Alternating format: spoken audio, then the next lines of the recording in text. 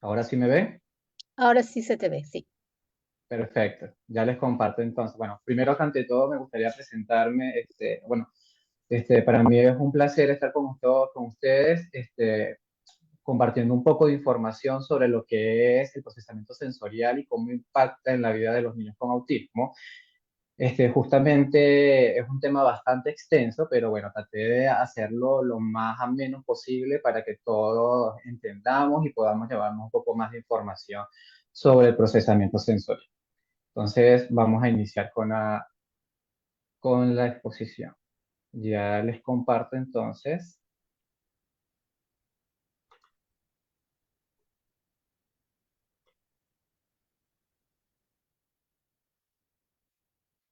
Ok. ¿Se logra ver? Me indican si se ve. Sí, sí se ve. Perfecto. Si Entonces, lo puedes iniciamos con ampliar, si lo puedes ampliar, ampliar cómo. o sea, ¿No se ve completo? para que se vea completo, ajá. A ver, este, déjame dejar de compartir un momentico.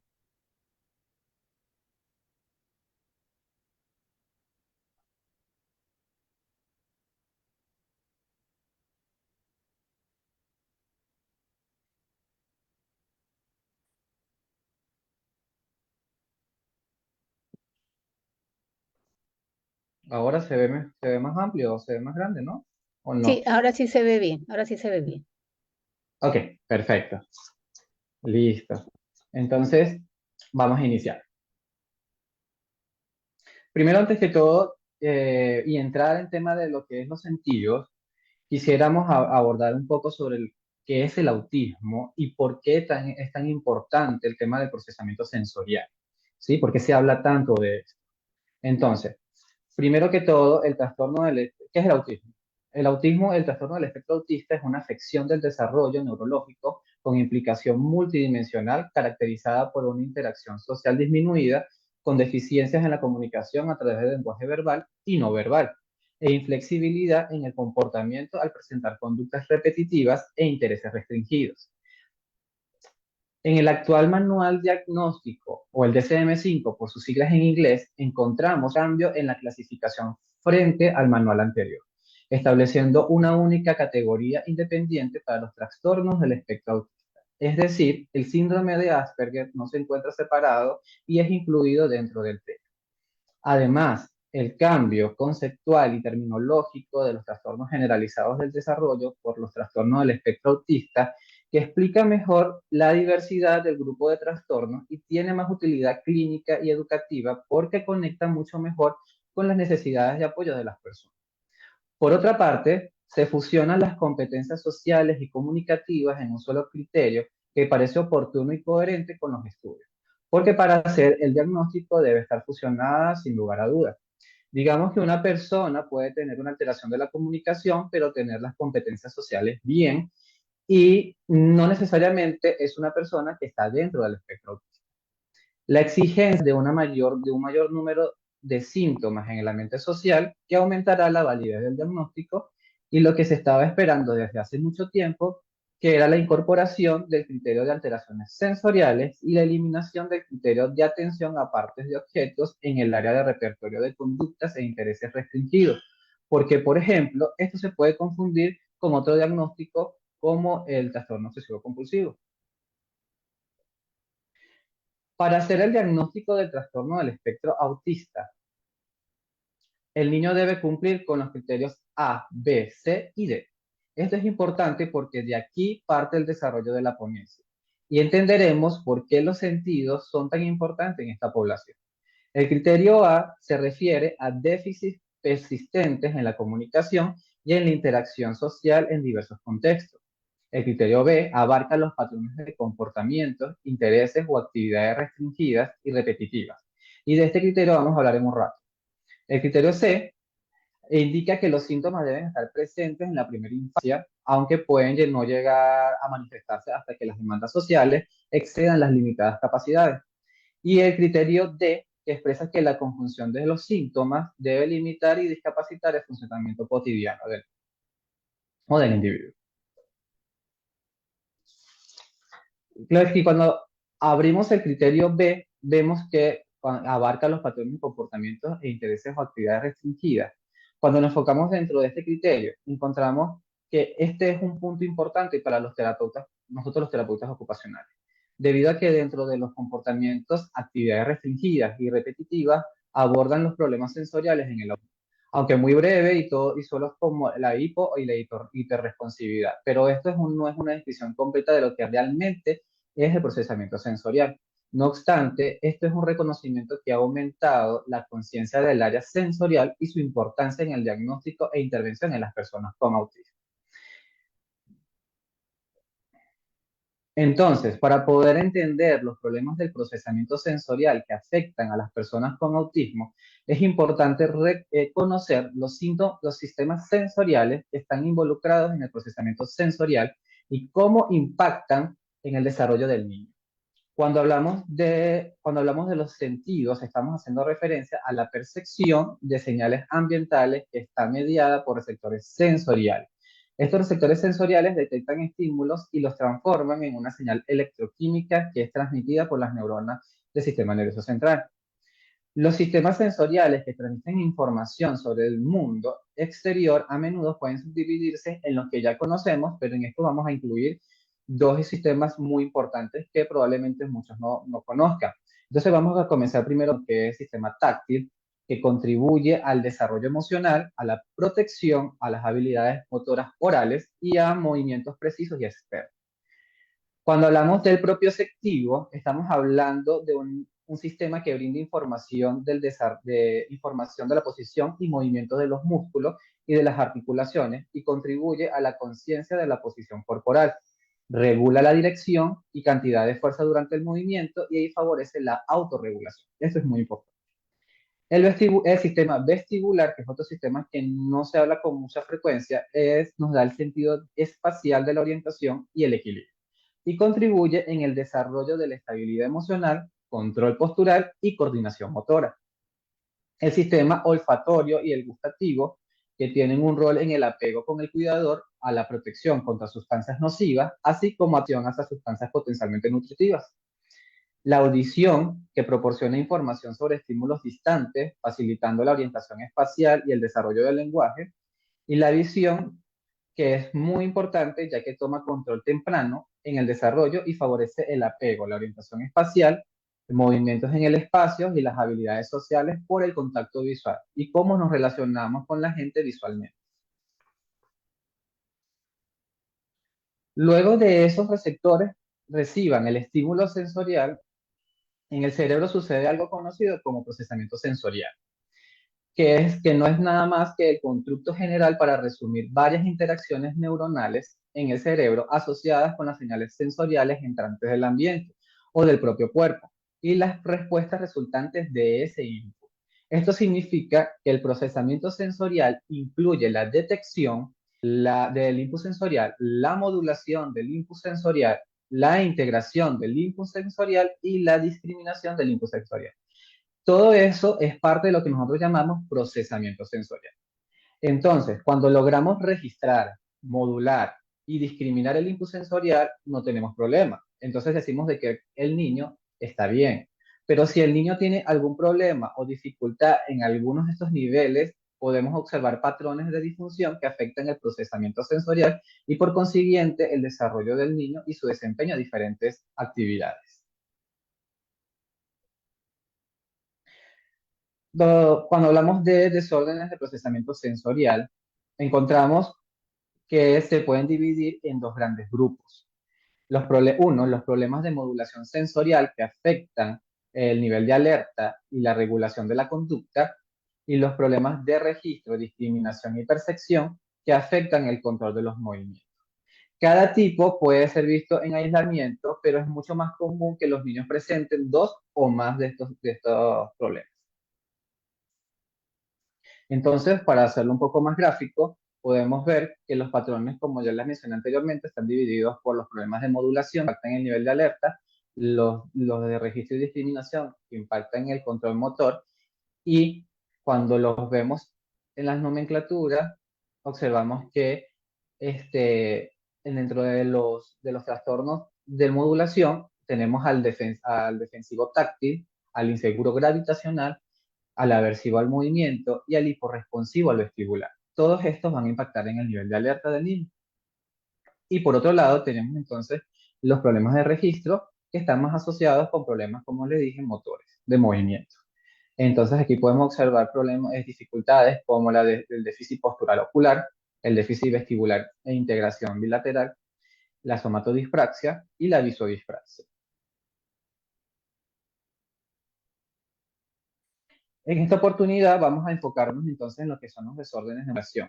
Entonces, cuando hablamos de problemas de modulación, nos referimos a la dificultad para calibrar la intensidad del estímulo sensorial y se dividen en dos tipos, la hiperresponsividad y la hiporresponsividad o baja respuesta. La hiperresponsividad es en el cual la persona responde inusualmente fuerte y negativamente a estímulos sensoriales comparado a la mayoría de las personas.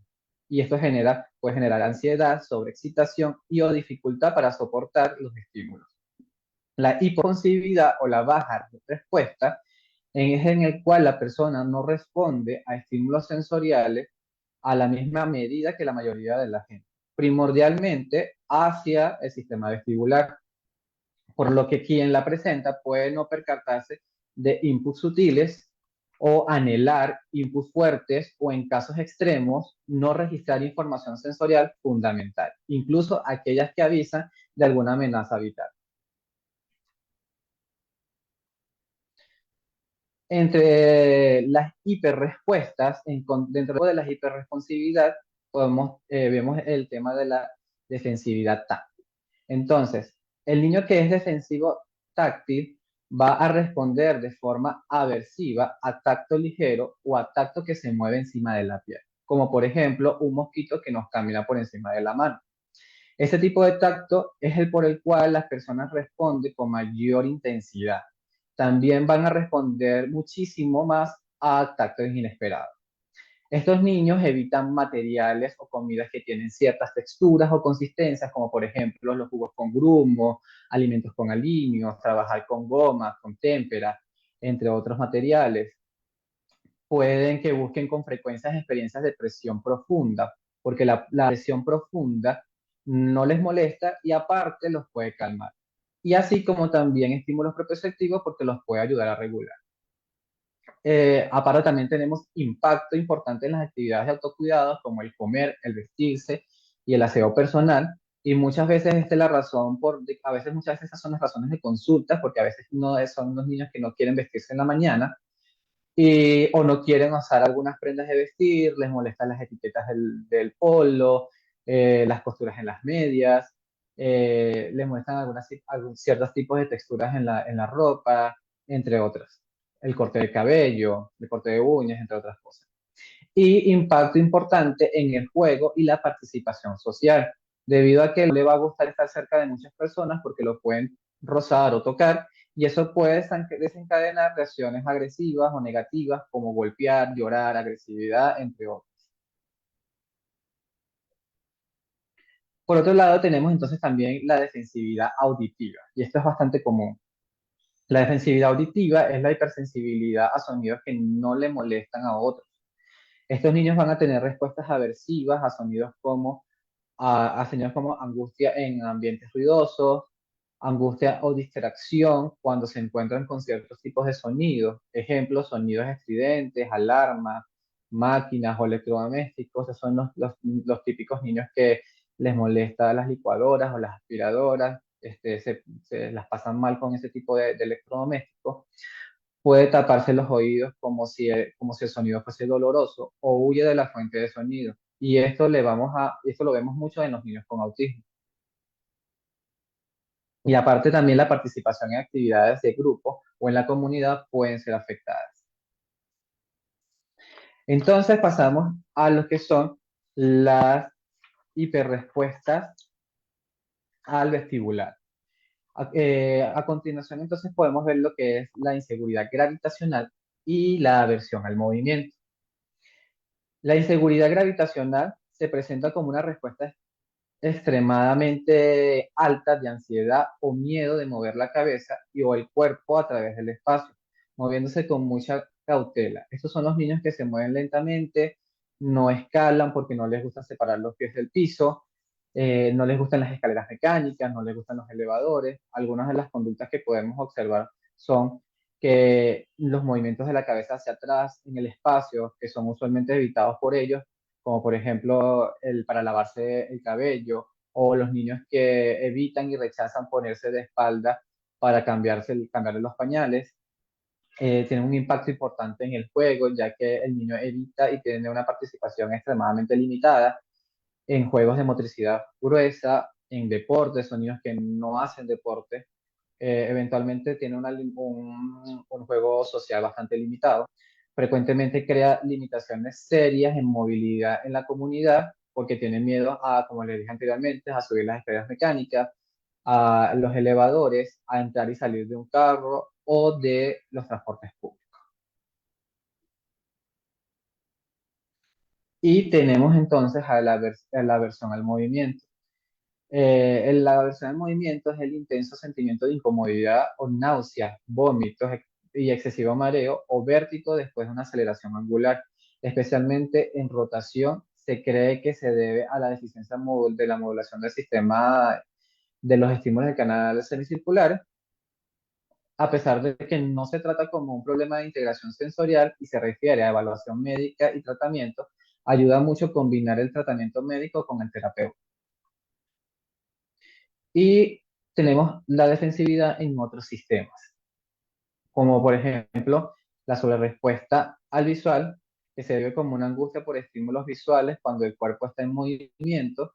Se observa al niño distraído o molesto por ambientes visualmente estimulantes o por contrastes fuertes en el ambiente, y sobresensitivos a luces brillantes. Y por otro lado tenemos las sobrerespuestas olfativas y gustativas, que es la hipersensibilidad a sabores u olores, pero esto puede ser difícil de distinguir entre lo que es la hiperresponsividad táctil y una quimiosensorial, debido a que el rechazo a la comida puede producirse por la textura y no por el sabor. La defensividad olfativa es importante porque está clínicamente ligada también con la defensividad táctil, quizás debido a las respuestas condicionadas. Y en el otro extremo de los problemas de modulación, entonces tenemos a la hiporresponsividad.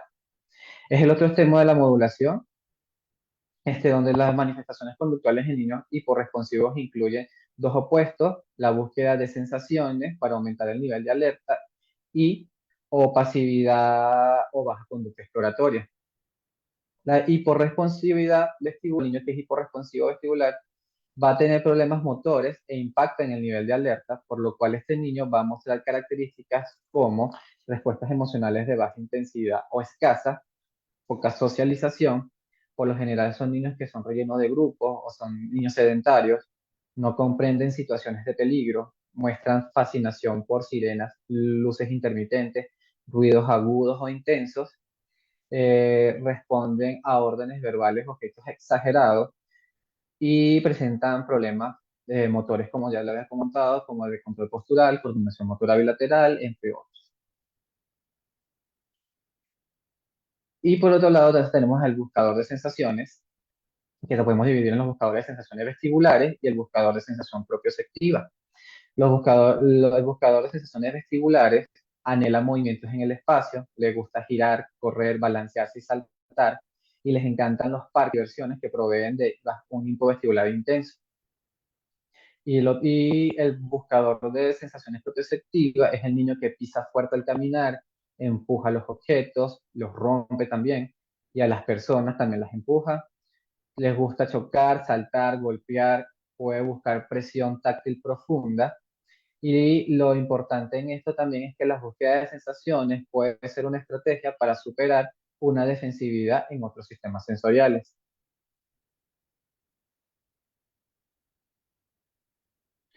Entonces vamos a hablar un poco sobre los indicadores tempranos de autismo asociados al procesamiento sensorial.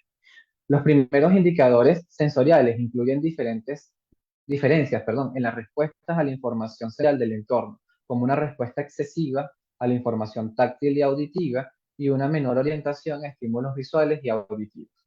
Otros indicadores incluyen el uso excesivo de objetos en la boca, movimientos y juegos repetitivos, posturas inusuales y fijaciones ambientales primitivas, donde predominan la acción centrada en el cuerpo y hay poca exploración y respuestas al entorno externo. Muchos de estos indicadores sensoriales se identificaron por investigaciones realizadas por terapeutas ocupacionales utilizando análisis de video retrospectivos en niños que más adelante fueron diagnosticados con TEA.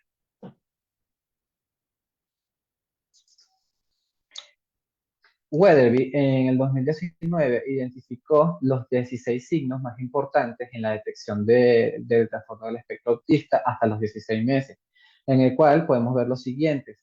Es, es uno, difícil hacer que su bebé lo mire. Dos, raramente comparte el disfrute con usted. Tres, raramente comparte sus intereses con usted. Cuatro, raramente responde a su nombre u otros pedidos. 5. Usa gestos como mostrar y señalar de forma limitada. 6. Le resulta difícil mirarlo y usar gestos y un sonido. 7. Imitar, imita a otras personas o realiza juegos simbólicos de forma limitada o nula. 8. Utiliza su mano como herramienta. 9. Muestra un mayor interés en objetos que en otras personas. 10. Mueve las manos, los dedos o el cuerpo en formas inusuales. 11. Repite movimientos inusuales con objetos. 12. Desarrolla rituales y puede molestarse mucho con los cambios. 13. Tiene un interés excesivo en objetos o actividades específicas. 14. Concentra mucho la atención en tipos de objetos inusuales. 15. Reacciona a sonidos, imágenes o texturas. Y 16. Marcado interés en experiencias sensoriales inusuales. Cabe destacar que 10 de estos indicadores están asociados a desórdenes de procesamiento sensorial. Este esquema está basado en las postulaciones de Buckley y Tuck, dos investigadores en psicología clínica que por ejemplo, comenzando por el diagrama arriba y a la izquierda, estos autores teorizan basados en los hallazgos de sus estudios que los síntomas que presentan los individuos se dividen en dos grandes grupos. Por un lado, los déficits primarios y por otro lado, los síntomas que aparecen más tarde. Esto sucede a medida que el niño crece y se desarrolla, pero también el enfrentar mayor diversidad y complejidad en sus contextos sociales y no sociales. A la derecha, el diagrama continúa con el periodo de 18 a 24 meses porque un gran volumen de investigaciones se han centrado en este periodo del desarrollo y utilizando dos paradigmas predominantes, los indicadores de orientación social y la emergencia de atención compartida. Es interesante que estos autores proponen que la percepción intersensorial o PI en sus siglas en inglés parece preceder la orientación social y la atención compartida y puede medir adecuadamente a los 6 meses de edad y puede medirse adecuadamente a los 6 meses de edad. Disculpe. Estos estudios son importantes porque señalan que algunos indicadores sensoriales tempranos podrían observarse objetivamente, indicar la posibilidad de TEA y de alguna manera ser el fundamento de otras áreas del desarrollo. Entonces, lo voy a comentar un poco sobre lo que son los estudios del procesamiento sensorial en el autismo. Todos estos estudios que se han realizado hasta los momentos, algunos de ellos. En relación a los desafíos sensoriales en los individuos con TEA, son varias características que debemos discutir. Quizás uno de los puntos más importantes es que las características sensoriales son altamente variables en diferentes individuos. Esto es importante porque tenemos que pensar siempre en la evaluación individualizada por cada individuo con TEA, en su contexto singular y único. En las investigaciones, los resultados parecen estables en relación a cómo los individuos con TEA experimentan dificultades sensoriales.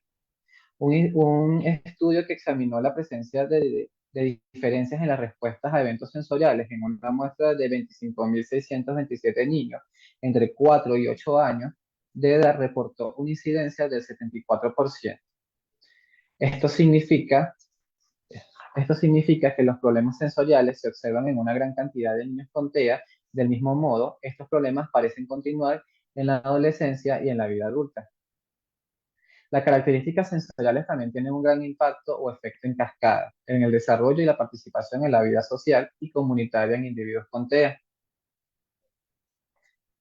La hiporrespuesta se considera una falta o un retraso en la respuesta o los estímulos sensoriales, como por ejemplo la falta de orientación a los sonidos muy fuertes o una reacción lenta. La hiporrespuesta es común en niños con TEA. También la severidad de las hiporrespuestas en TEA parecen disminuir como función de la edad mental en niños pequeños.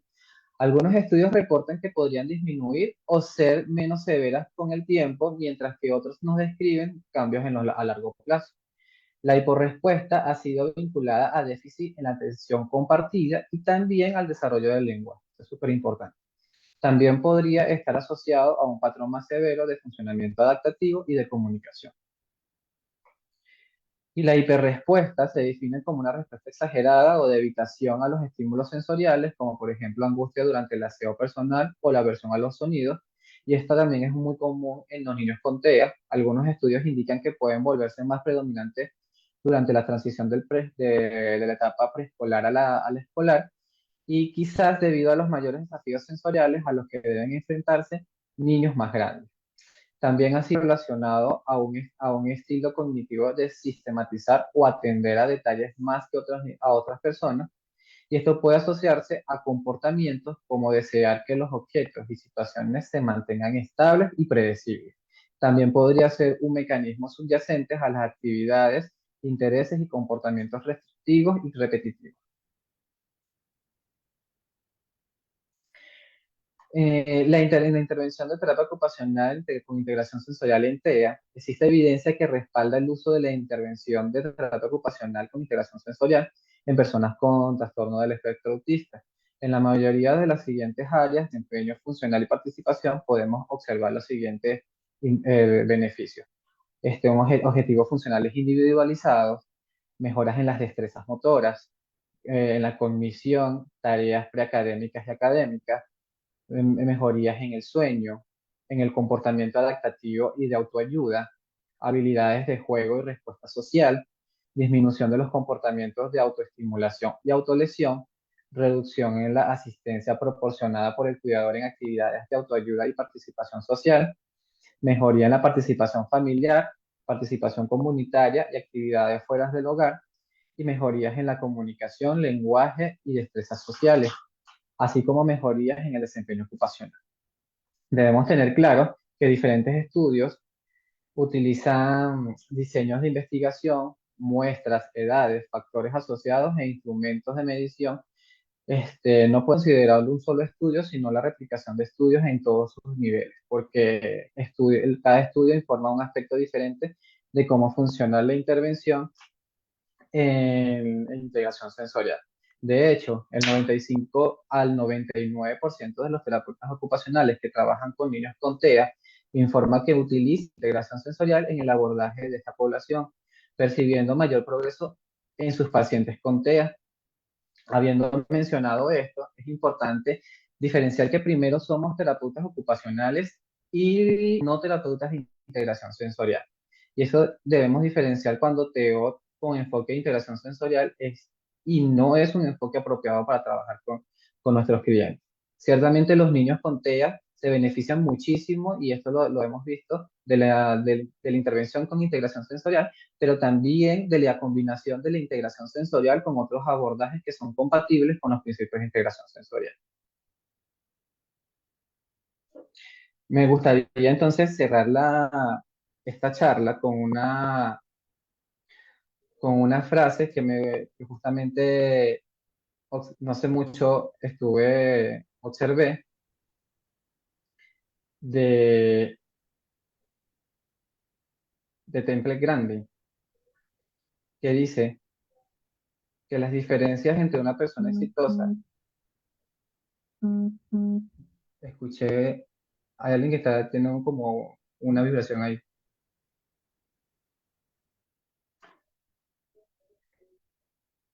se escucha como una vibración. Bueno, entonces, como le estaba comentando, que quería cerrar entonces esta charla justamente con un mensaje del Temple Grandin que dice que respeto por uno mismo es fundamental para poder respetar a los demás. Y eso es importantísimo tenerlo en cuenta porque las diferencias entre cada individuo es particular y de eso podemos, nos podemos agarrar, nos podemos fundamentar y poder ayudar a avanzar a nuestros niños en su diagnóstico. Muchas gracias. Gracias a ti, Joel, por la charla. Te comento que, bueno, en el transcurso de la semana y también ahora han llegado algunas preguntas. Vamos a dar lectura a algunas de ellas para que puedas responderlas. Eh, una de ellas es, por ejemplo, nos pregunta, mi hijo rechaza y pelea cuando le van a cortar el cabello y siempre le gusta usar la misma ropa.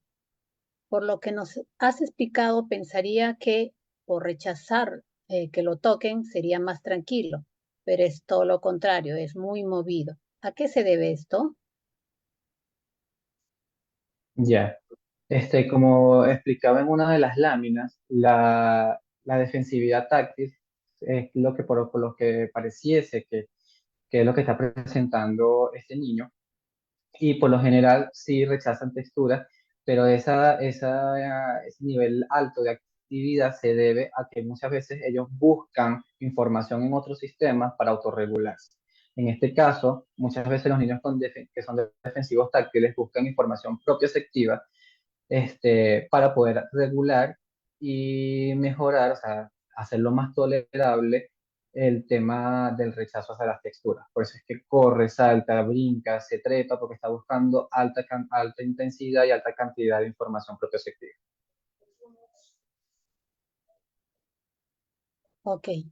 Hay otra consulta, nos dice, escucho que mencionan mucho el nivel de alerta. Ah, qué es alerta? ¿Qué significa eso? Si puedes explicarlo. Ya, sí. El nivel de alerta es un estado de vigilancia constante, un estado de vigilancia que el niño está constantemente. Es un estado tónico. Y de ahí parte mucho cuando nosotros observamos dentro de las evaluaciones, saber si el niño puede estar presentando una hiperrespuesta a una hiporrespuesta.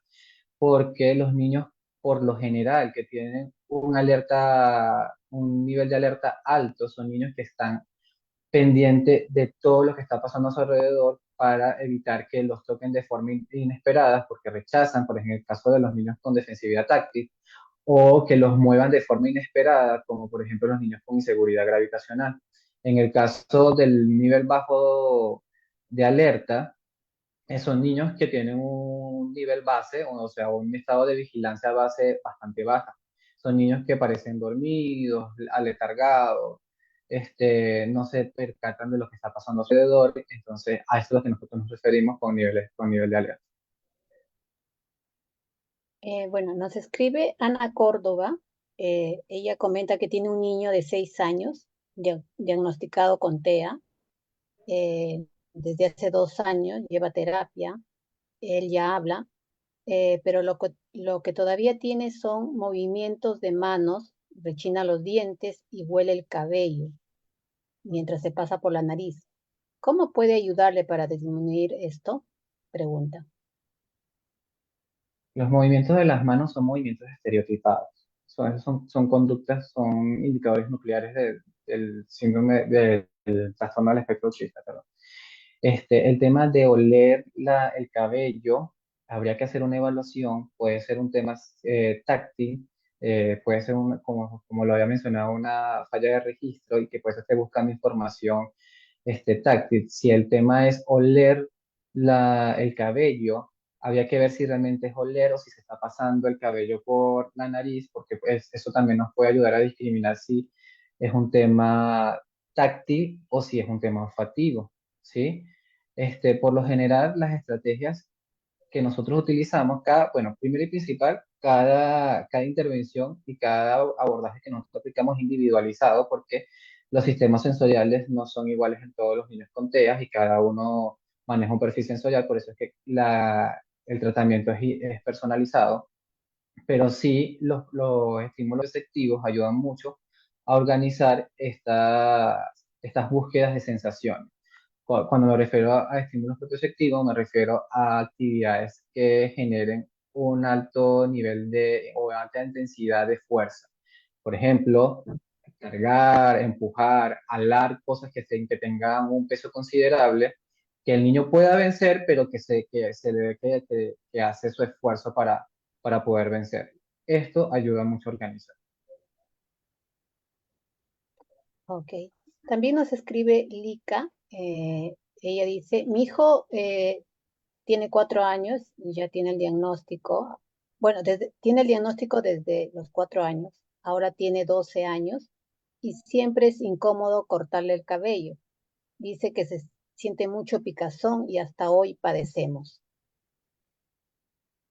Sí, esto es una típica respuesta del perfil de defensivo táctil, ¿sí? Que es una percepción exagerada a los estímulos ligeros. El corte de cabello, por lo general, estos niños la pasan malísimo porque justamente la caída del cabello que acaban de cortar genera picazón, genera una cantidad de sensaciones para ellos, para nosotros incluso puede ser un poco molesto, pero para ellos lo van a percibir como algo incluso que puede ser nocivo para su piel, como si lo están cortando y por eso esas respuestas que está teniendo. Sería bueno pasar a hacer una evaluación por terapia ocupacional con un enfoque de integración sensorial para poder discriminar cuál es el nivel de afectación a nivel del sistema táctil y empezar con el tratamiento, con estrategias para ayudarlos a organizar. También nos escribe Brigitte. Ella dice, mi niño ya tiene 9 años. ¿Hasta qué edad se lleva terapia ocupacional con enfoque de integración sensorial? Pregunta. Realmente siempre se ha creído que, bueno, muchas personas creen que la integración sensorial solamente se aplica con los niños, pero realmente se puede aplicar incluso hasta con los adultos. Actualmente se está viendo evidencia también en la aplicación en adolescentes y adultos con problemas sensoriales, porque, como ya les explicaba en una de las láminas, hay niños que llevan estos problemas sensoriales, siguen presentando estos problemas sensoriales en la adultez. Entonces, sí pueden aplicarlo, probablemente no lo van a aplicar de la misma forma que lo aplicarían con un niño, con todas las actividades que hacemos, pero sí aplicando estrategias que ayuden a mejorar el procesamiento sensorial, modificaciones ambientales, modificaciones en las actividades de la vida diaria que puedan ayudar a mejorar la interacción y la participación en sus actividades cotidianas. Entonces sí puede llevar terapia ocupacional, claro que sí. Y justamente preguntan también, ¿qué diferencia hay entre terapia ocupacional y terapia sensorial? Si es que la hay. Sí, bueno, realmente sí. Lo que es la terapia ocupacional es una carrera que se encarga de la rehabilitación o la habilitación a través de la ocupación, ¿sí? Los que aplicamos la integración sensorial es una teoría que utilizamos los terapeutas ocupacionales para abordar los problemas de procesamiento sensorial.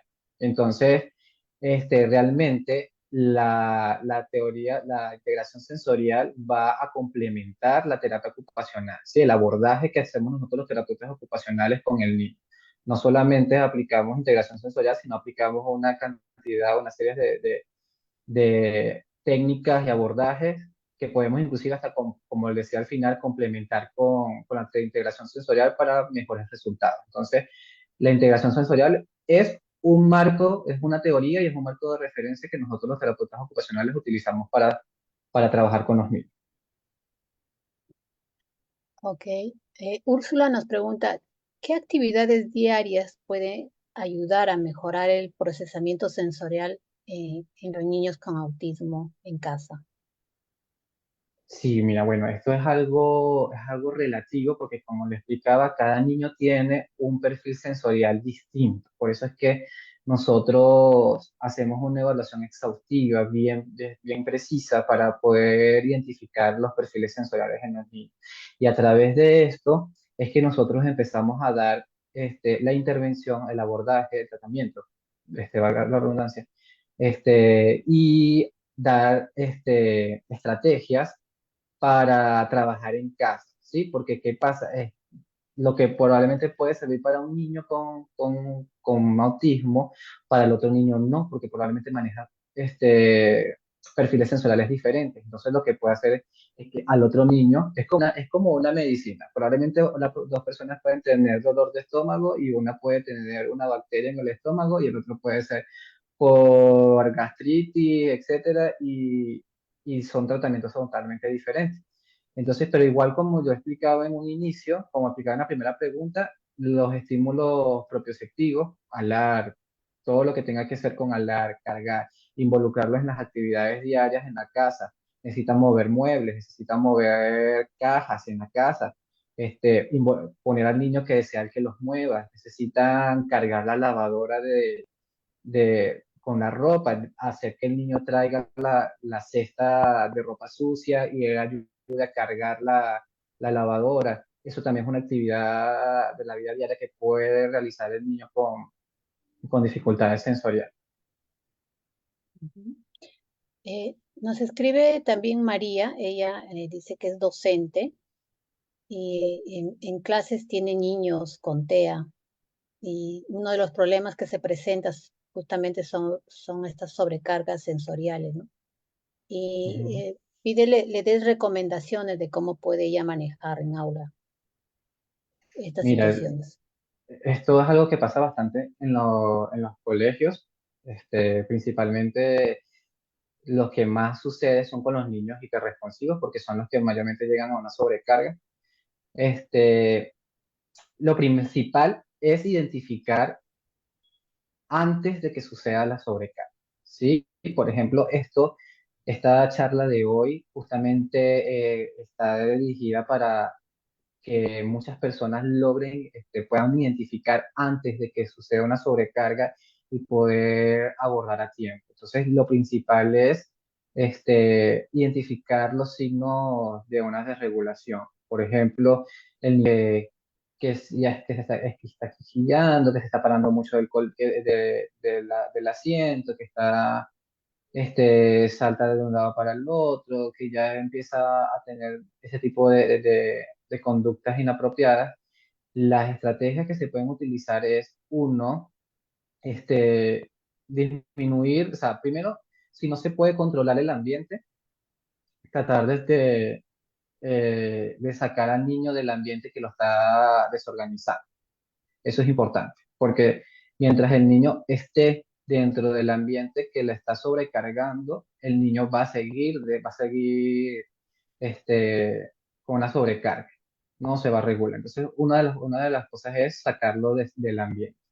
Unas estrategias también que pueden ser es, antes de que el niño se desregule, sacar al niño a que pueda dar, por ejemplo, dos vueltas al parque o al patio del colegio, como para que el niño logre regular y regresarlo otra vez a clase para que se organice un poco más. Disminuir los estímulos luminosos muy brillantes en el salón de clase, disminuir los estímulos sonoros, si es que se puede, porque sé que a veces los salones de clases tienen como máximo, lo que yo a veces conozco son 18 alumnados y entonces a veces controlar el grito de los niños va a ser un poco difícil, pero si se puede controlar el estímulo, los estímulos auditivos sonoros, y sobre todo mantener la calma. Eso es lo más importante porque si nosotros también nosotros también nos sobresaltamos y estamos muy ansiosos, eso también nosotros se lo vamos a transmitir al niño y lo vamos a poner mucho más sobrecargado. Entonces también es también brindarle el confort al niño.